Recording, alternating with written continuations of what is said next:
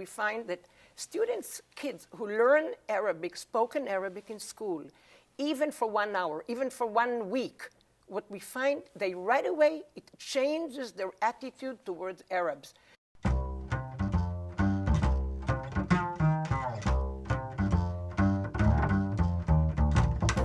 This is Faith Complex, a dialogue about the entanglement of religion, politics, and art.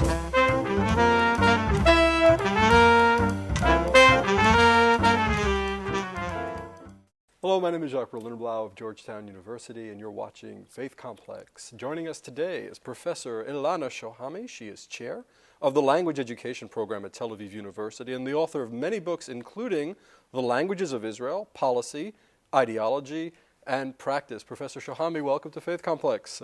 Nice to be here. Well, modern Israeli Hebrew is a bit of an anomaly amongst the modern languages, and you are uniquely qualified to tell us why. Why is it an anomaly? Yeah, I think it's interesting to observe Hebrew because it's a language that had been revived in a way. It hadn't been used by anybody as an oral language for a number of hundreds of years, right, really. And the idea of using Hebrew in Israel is unique because here you take a language that nobody can speak it and you recreate it as a spoken vernacular, as a language that people communicate in. Is there any parallel in the history of linguistics to Actually not, but what we have to remember when we talk about Hebrew, even when I say reviving, that it hadn't been really revived in the sense that as a written language, it's always been around. And a language of prayer? And language of prayers, and people could actually speak the language while reading it. So it was a spoken language when you will read it. Some linguists are saying that the Hebrew we speak today is not really the Hebrew of the old time. That actually the new Hebrew, as Gilad Zuckerman calls it, the Israeli, called Israelit. And the idea is that Hebrew of today is a combination of all the languages that have been spoken by the Jews who came from so many other languages. Now, Hebrew isn't the only official language of the modern state of Israel. There's another language, an other, if you will. Tell us about the other. Yeah, the other language, of course, is Arabic. And, you know, Arabic had been official. It still is official. It's not that there was a decision to make it official because of inclusive reasons in 1949, in 1950 actually, because the point was, let's keep the Arabs to speak their own language so they won't really integrate with us. So it was an issue of separation, not an issue of inclusion. And what is the official role? You see it on signs in Israel, for example. You see dubs on television programs. Where else do you see Arabic officially in modern officially, Israel? You're right. It's mostly on paper. I mean, sometimes, and take the example of the languages of the signs, because I study a lot the linguistic landscape, which is languages of the public space, linguistic landscape. And basically what we see is everything is English and Hebrew. You hardly see any Arabic. Even in Arab towns today, we see more Hebrew sometimes than Arabic. In your estimation, has the Israeli government properly promoted the Arabic language? I would say they promoted Arabic, but for the wrong reasons. It promoted Arabic in the way that they're trying to do it here in the US now, as a security language, as a defense language, as good. We'll get more people who can go to the military to work for intelligence and so on. And for example, one of the things they're promoting is modern standard Arabic still, and don't recognize the spoken vernaculars for all kind of reasons. I mean, Palestinian Arabic would have been a language that would allow us to communicate with Arabs on the streets. So it's promoting it as a very, I call it like Latin of enemies.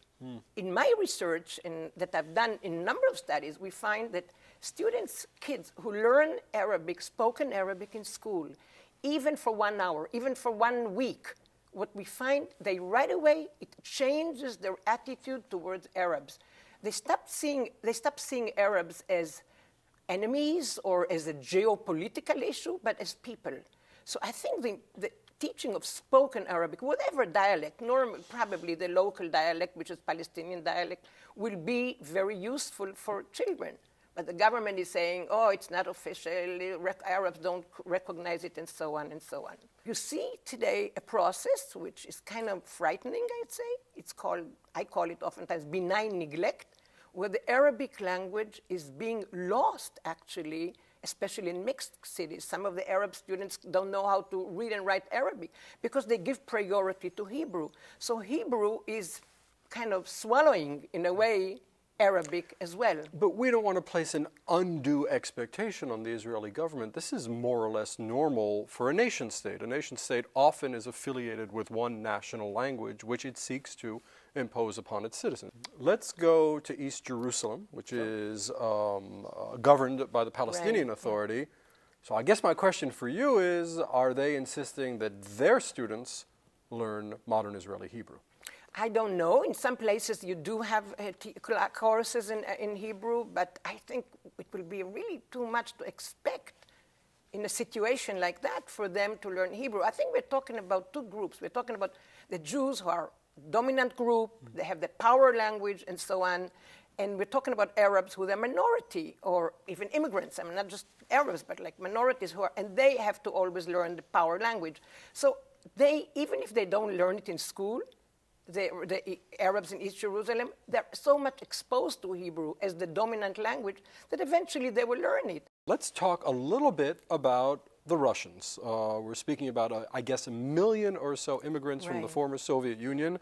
For whatever reasons, they're not warming to the Hebrew language. We found that the kids eventually catch up. So what we did find, and I think that's very important to mention in a program like this, people don't understand how long it takes to learn a language.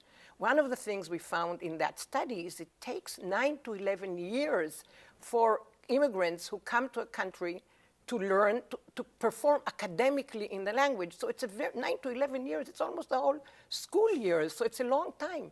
But eventually they do catch up, and the parents are complaining now that they don't want to speak Russian anymore to them. I would say that it takes a long time, and we have to realize that, and I think that's something important for me also in my own work, because when I talk about the revival of Hebrew in some of my other studies, I'm interested not in the success stories of my grandfather who made it in Hebrew.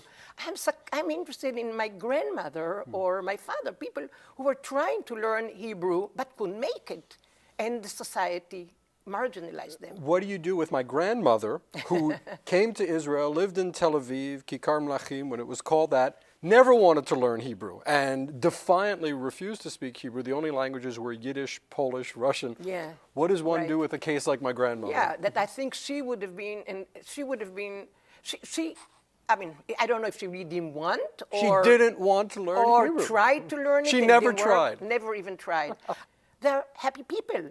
Talk about people in different communities. They go on talking a variety of languages, one language, a number of languages. But I think the mistake, the Zionism was not so much in terms of not promoting Yiddish. I think that was a smart move.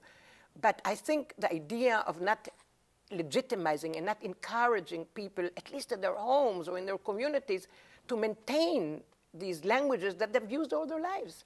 We hear the use of the term plurilingual citizen. What is a plurilingual citizen?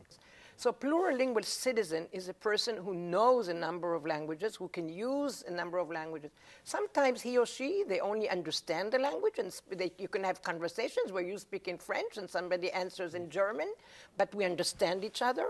So the idea of schools is to start very early with a number of languages. Let's say first grade, you learn one language, third grade, another one.